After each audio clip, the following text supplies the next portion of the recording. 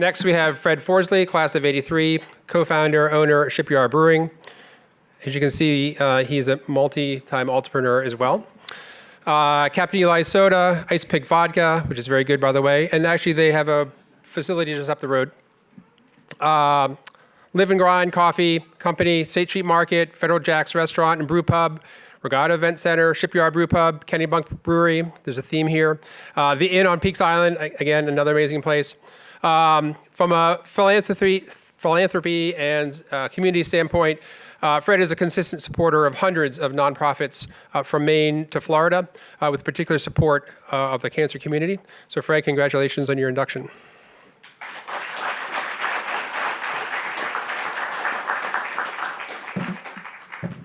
Sorry.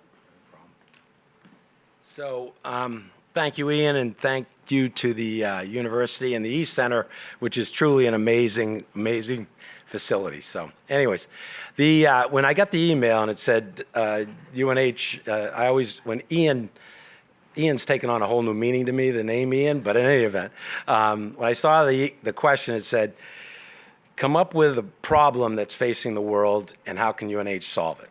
And I said, that's easy, I got it. People aren't drinking enough beer.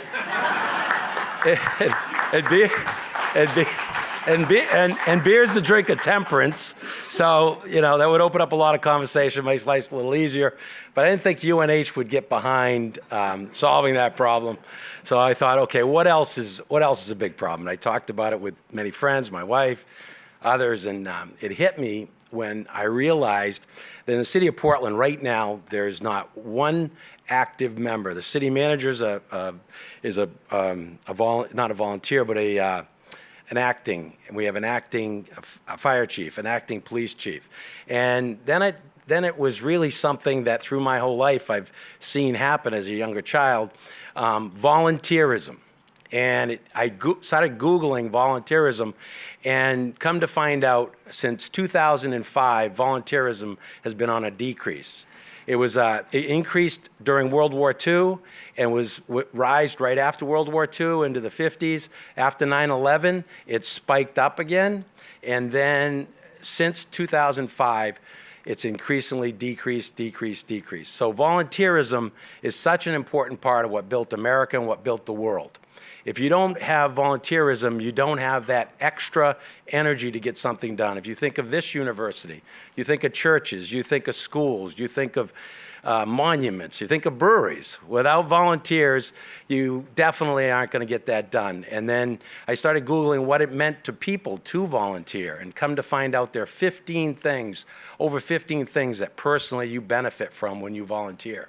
And then I said, well, what does it really mean economically? And at a minimum, it's $27 an hour for every volunteer that does something. Now, the more educated or the more impactful you are and the more tools you have, if you volunteer, that can increase dramatically. And I'm not really talking about philanthropy. I'm not talking about writing a check. So then I sat back and said, okay, what can UNH do to make a difference in the world? And by requiring every student to actually take a semester course that'd be designed in volunteerism, and they had to basically either do it in their own field, politics, or something else that they felt would impact it. Could be pass-fail, but they had to do it. And I honestly believe that would change the world, because it would affect anything from homelessness, hunger, whatever it is. And obviously we're full with very, very bright people. The students today are very impressive.